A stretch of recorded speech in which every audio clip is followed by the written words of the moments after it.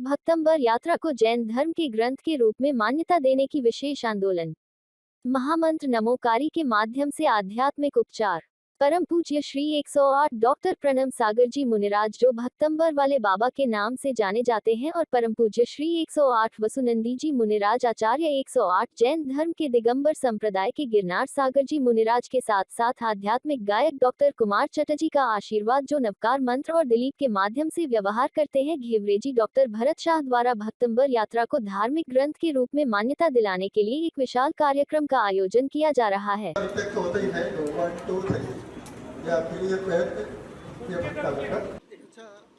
बहुत अच्छा प्रश्न। देखिए, आज जो पॉलिटिक्स चल रही है, ये पॉलिटिक्स न हिंदू के लिए चल रही है, न मुस्लिम के लिए चल रही है, न सिख के लिए चल रही है, न ईसाई के लिए चल रही है। यहाँ जो पॉलिटिक्स चल रही है, अपने पार्टी को बचाने के लिए चल रही है, और पार्टी को बचाने के चक्कर में हिंदू मुस्लिम झगड़े कर रहे हैं, सिख ईसाई झगड़े कर रहे हैं।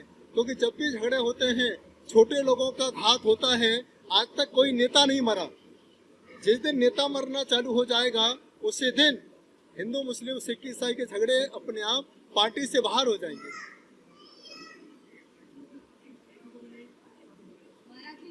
अभी 11 तारीख के पहले गणेश उत्सव चलेगा। 11 तारीख के पहले 10 लक्षण पर्व चलेगा। दोनों पर्व के बीच में, दोनों त्योहार के बीच में लोग आपस में मिलेंगे, आपस में जुड़ेंगे और आपस में एक दूसरे से भक्ति नृत्य के साथ अपनी अपनी बात कहेंगे। उन बातों के बीच में संत का अभाव होगा। लोग संत से जुड़ पाएं, संत के करीब पहुंच पाएं, संतों से मुलाकात करें, संतों से बताएं, संतों से अपनी बात शेयर करें कि मैंने गणेश महोत्सव बहुत आनंद के साथ मनाया, मैंने 10 लक्षण पर्व बहुत आनंद के साथ मनाया, इसलिए मैंने 11 को बुलाया है। क्योंकि एक मतलब गणपति वालों को और एक मतलब 10 लक्षण मानने वालों को, एक जैन धर्म को मानने वाले और एक हिंदू धर्म को मानने वाले, दोनों को जोड़ने का मतलब 11 तारीख।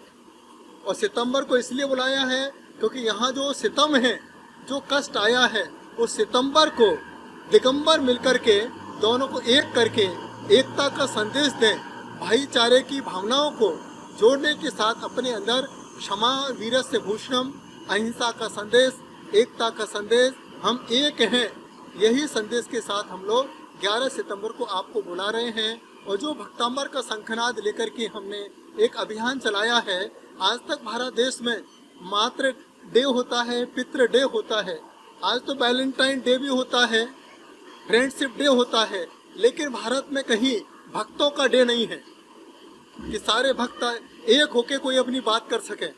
हिंदू अपनी बात करता है, मुस्लिम अपनी बात करता है, सिख अपनी बात करता है, ईसाई अपनी बात करता है, लेकिन कोई भक्त एक होके बात नहीं कहता है कि मैं भारत माता का भक्त हूँ। अरे हिंदू का भक्त बनना बहुत आसान है, मुस्लिम का भक्त बनना आसान है, सिख का भक्त बनना आसान है, ईसाई का भक्त बनना आसान है, लेकिन भारत माता का भक्त कब बनोगे? क्योंकि मेरी भावना है, जब बच्चा जब बाहर जाता है तो अपने आप को कहता है मैं इंजीनियर हूँ, कहता है मैं डॉक्टर हूँ, मैं वकील हूँ, मैं ऑफिसर हूँ, लेकिन जब बच्चा माँ के पास आता है उस समय क्या कहता है? मैं तो बेटा हूँ। तो वो दिन कब आएगा कि सारे हिंदू मुस्लिम सिख ईसाई मिलके ये कहें कि मैं इस धरती माता का बेटा हूँ। इसी भावना के साथ हम लोग एक भक्त के साथ भक्तामर दिवस मनाना चाहते हैं। जिस तरीके से आज की जो युवा पीढ़ी है वो गलत रास्ते पे जाती हुई नजर आ रही है, ऐसे में हर धर्म की जानकारी उनके लिए जानना कितना अहम हो जाता है। युवा पीढ़ी यदि गलत रास्ते पे जा रही है, इसमें सबसे पहले जिम्मेदारी उनके माता पिता की है। यदि माता पिता पहले से ही बच्चों के हाथ पकड़ के भगवान के द्वार पे ले जाते, उसी दिन बच्चा भाग्यवान हो जाता, गलत रास्ते पर नहीं जाता। जिस प्रकार से मुस्लिम कंट्री के लोग सबसे पहले बच्चे को मदरसे में ले जाते हैं, ईसाई संप्रदाय के लोग अपने बच्चों को सीधे अपने क्राइस्ट में ले जाते हैं, अपनी चर्च में ले जाते हैं, गुरुद्वारे वाले लोग अपने बच्चों को अपने सीधे गुरु नानक के द्वार पे ले जाते हैं। काश यही काम हिंदू संप्रदाय के लोग करने लगे तो हमें नहीं लगता है कि कोई बच्चे गलत रास्ते पर जाए। महाराज जी, लेकिन एक सवाल है, आपने जो कहा बिल्कुल सही कहा। हर धर्म में जब छोटा बच्चा होता है तो उनके पेरेंट्स उसको उंगली पकड़ के अपने जो भी धर्म की मंदिर होती है वहाँ चले जाते हैं, लेकिन आजकल की युवा पीढ़ी में जो संगत है ये सबसे बड़ी वजह है उसको बिगाड़ने की। इस विषय पे आप क्या कहना चाहेंगे? सबसे पहले बिगाड़ने वाले हैं मोबाइल। मोबाइल से बच्चे बिगड़ रहे हैं। पहले के समय बच्चा माँ के लिए रोता था, आज के समय बच्चा मोबाइल के लिए रोता है। इतना डिफरेंस हो चुका है, क्योंकि माँ से संस्कार मिलते थे लेकिन मोबाइल से संस्कार के साथ कुछ संस्कार मिल रहे हैं। तो सबसे पहले बच्चों के हाथों से मोबाइल छुड़ा लें। ये छुड़ाने से मतलब ये नहीं कि उनको नाराज करें। मोबाइल देने से पहले उन्हें भगवान का दीपक पकड़ा दें, उन्हें भगवान की प्रसादी दें, उन्हें भगवान का एक आशीर्वाद प्रदान कराएंगे। तो जब आशीर्वाद का हाथ जब बच्चों के हाथ में मोबाइल होगा तो बच्चे गलत रास्ते का शिकार नहीं हो पाएंगे। जी, सबसे पहले मिश्रण में जुड़ा और जैसे कि जैन धर्म में कहा जाता है ना, नौकार मंत्र सबसे बड़ा नमोकार मंत्र है, वो हम लोग भी करते हैं क्योंकि हमारे काफी करीब से भक्तांबर जो ग्रंथ आप बनाने जा रहे हैं और जैन धर्म में खास करके कोई ग्रंथ नहीं है, तो भक्तांबर का मतलब मैं नहीं जानता कि शायद किसी को पता रहेगा, तो कृपया करके आप भक्तांबर का ग्रंथ और भक्तांबर क्या है वो विषय को बताएं। देखिए, सबसे अच्छा प्रश्न किया है, भक्तामर क्या है। तो जो भक्त हैं उन्हें अमर बनाने का माध्यम है, क्योंकि हनुमान भक्त बना। पहले हनुमान भक्त बना तभी जाकर के हनुमान अमर हो पाया। कबीर रैदास, कबीर तुलसीदास पहले भक्त बने, उसके बाद अमर हो पाए। मीरा पहले भक्त बनी, उसके बाद अमर हो पाई। संत ज्ञानेश्वर पहले भक्त बने, उसके बाद अमर हो पाए। तो आज जो क्रम है, जब तक हम भक्त नहीं बनेंगे तब तक हम अमरता को प्राप्त नहीं हो पाएंगे। इसलिए हमारे धर्म के साथ नहीं, हिंदू धर्म में भी ऋषभ देव की चर्चा है, जिसको हम आदिनाथ में नव अवतार मानते हैं, जो नवनाथ मानते हैं, जिसमें दत्तात्रेय का नाम आता है। मुस्लिम संप्रदाय में से पैगंबर का रूप देते हैं, जिसे मोहम्मद कहते हैं। सिख संप्रदाय में भी एक नाम आता है, एक ओंकार सतनाम ऋषभ, उसमें ऋषभ देव का नाम आता है। ईसाई संप्रदाय में भी जो गॉड ब्लेस यू शब्द आता है, तो ब्लेस मतलब ऋषभ देव का ब्लेस।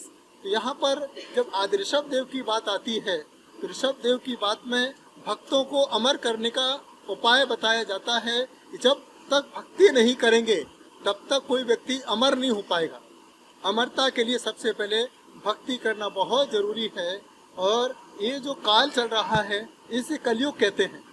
कलयुग में ध्यान नहीं लग सकता है, लेकिन जब कीर्तन चलता है, संगीत चलता है तो समय का पता नहीं चलता है। और जब ध्यान चलता है तो सोने का पता नहीं चलता है कि हम कितने समय तक हम सो लिए हैं। इसलिए भक्ति भक्तामर का एक स्तोत्र है, एक माध्यम है।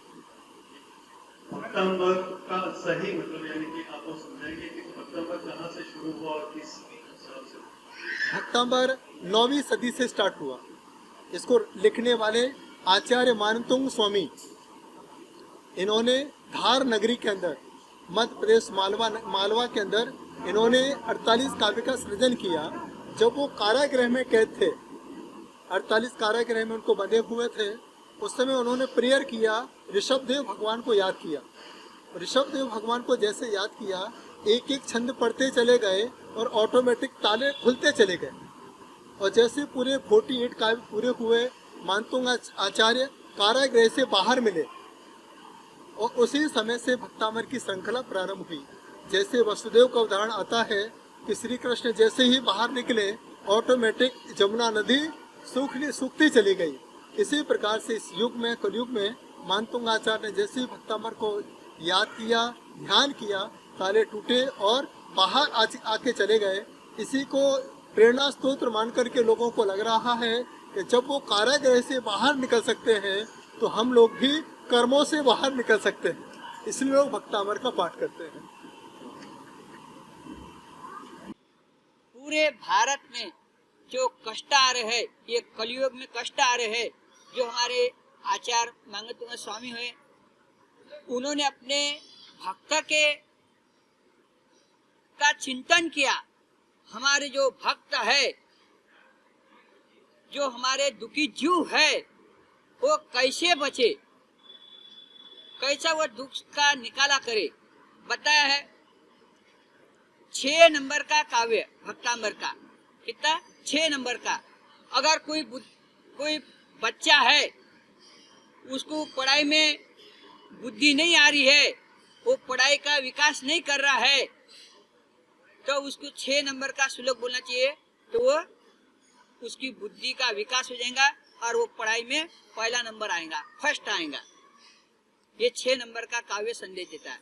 जैसा अभी राजस्थान है, गुजरात है, कई राज्यों में पानी एकदम खारा होता है, बोरिंग का, कुएं का।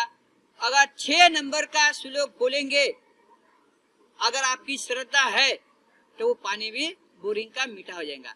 इतना 11 नंबर का श्लोक आपको ये संदेश देता है। और 23 नंबर का श्लोक, जो भक्तांबर का 23 नंबर का श्लोक है, वो जैसा आपके सिर दर्द है, आजकल लोगों को ज्यादा परेशानी है, नींद नहीं आती है, ज्यादा टेंशन है, तो 23 नंबर का श्लोक बोलेंगे तो आपका सिर का दर्द दूर हो जाएगा, वो दुख दूर हो जाएंगी, वेदना दूर हो जाएंगे। इतना फायदा है। और 45 नंबर का श्लोक बताया है भक्तांबर का, 45 नंबर का श्लोक, उसमें बताया है आपके शरीर में कैंसर है, शुगर है, जलोदर रोग है, हर प्रकार की बीमारी, नाना प्रकार की बीमारी है, ये शरीर रोगों का घर है। ये कलयुग में बीमार ज्यादा है, कष्ट ज्यादा है। ये अगर 45 नंबर का श्लोक बोलेंगे तो आपका सारा रोग दूर हो जाएगा। इतना हमारे भक्तांबर में शक्ति है। और आज हर धर्म वाले भक्तांबर को ज्यादा मानते, और हर धर्म के किताब में यही लिखा है भक्तांबर के बारे में।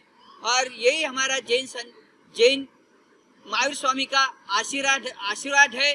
क्या आप हर जीव सुखी रहे, पूरा भारत सुखी रहे, यही मेरा सबको आशीर्वाद है। हाँ, इतने बड़े इवेंट का हिस्सा हूँ। भोपाल में लाखों events, film serial, album awards, धार्मिक काम और एनजीओ और सोशल और जो सोशल प्रोग्राम में जो आने की मजा है, तो हमारे साइड का ब्लेसिंग और आशीर्वाद देने का जो अमूल्य अवसर भगवान ने मुझे दिया, उनके परिश्रम के जीवन मेरा आज का पाप हो गया है। पहले तो हमारा बहुत बड़ा सौभाग्य है कि कुमार चैटर्जी, जो कि भक्तामर और नमोकार मंत्र के ऊपर वर्ल्ड में स्पिरिचुअल प्रोग्राम देते हैं, आज आपने उनके बारे में सुना, उनकी मुझे डेट मिली। दूसरी बात यह है कि मैं अकेला जब जूझ रहा था तो गुरुजी ने बोला कि आप मुझे सिर्फ 1 रुपया देना, आप मुझे सिर्फ 1 रुपया देना, मैं भरत भाई आपका प्रोग्राम करूंगा। जब पहली बार शांति से उनको मिला तो मैं उनका परम भक्त हो गया गुरुजी। और हम दोनों कहीं न कहीं एक ही सिक्के की 2 बाजुएं हैं। उनकी लाइफ की शुरुआत भी स्ट्रगल से हुई है और मेरी लाइफ की शुरुआत भी स्ट्रगल से हुई है। इतने में मैंने ऐसे ही बात किया हमारे आशीष प्रभुगावकर जी को।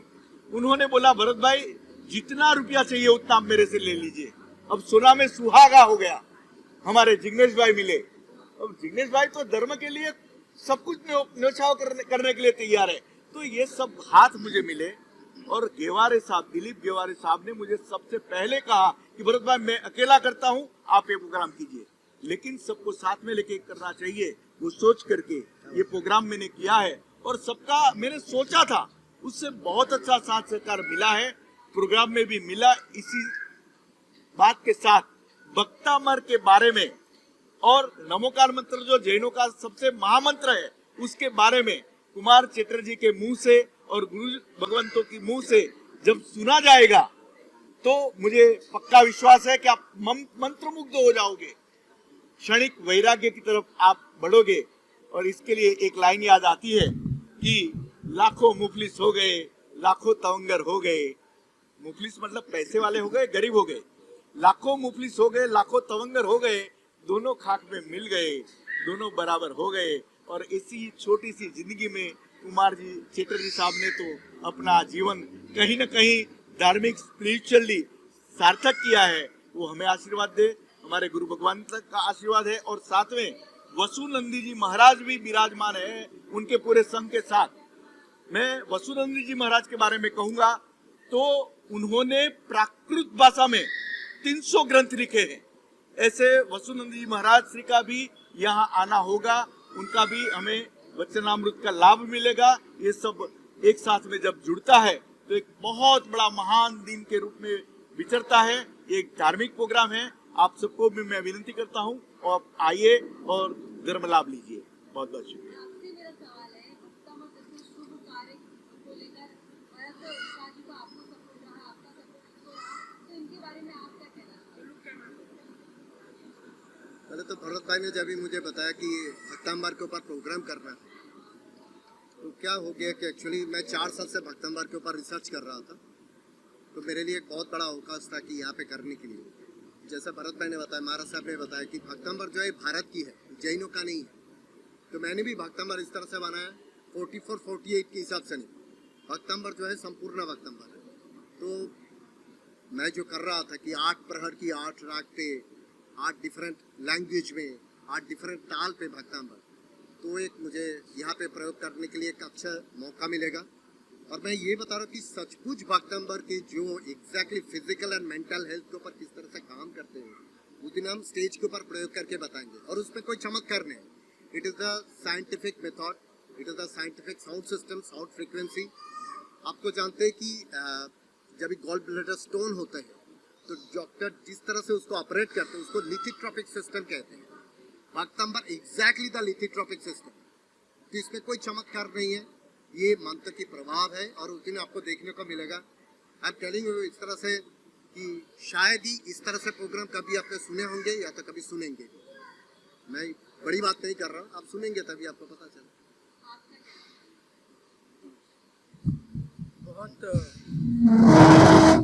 अच्छा कार्यक्रम है, बहुत अच्छी संकल्पना है। भक्तांबर के विषय में मुझे बहुत ज़्यादा कुछ पता नहीं है, पर जितना मैंने सुना है, जितना सुबह से मैंने थोड़ा बहुत पढ़ा है, उससे ये पता ज़रूर चला है कि ये एक काव्य रचना है, ग्रंथों में काव्य रचना है।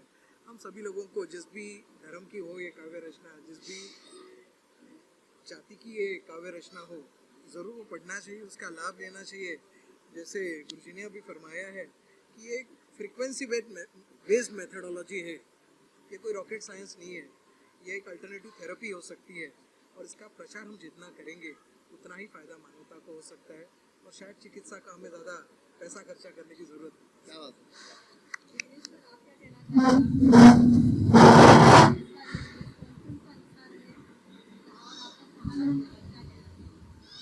पहले तो हमारे सभी मित्र, स्पेशली भरत भाई को शुभकामनाएं दूंगा, कांग्रेट्स करूंगा। हमारे मित्र आशीष भाई और कुमार चैटर्जी साहब को तो मैं रेगुलर 7 साल से सुन के आ रहा हूँ। उनके जो भक्तांबर के लिए जो प्रसिद्ध है, जो गुरुवर के लिए, तो मैं सभी को निवेदन करूँगा ये प्रोग्राम में आइए, सक्सेसफुल बनाइए। ये कोई धर्म के लिए, सभी धर्मों के लिए, क्योंकि भक्तांबर ऐसा श्लोक है जिसके एक एक ग्रंथ में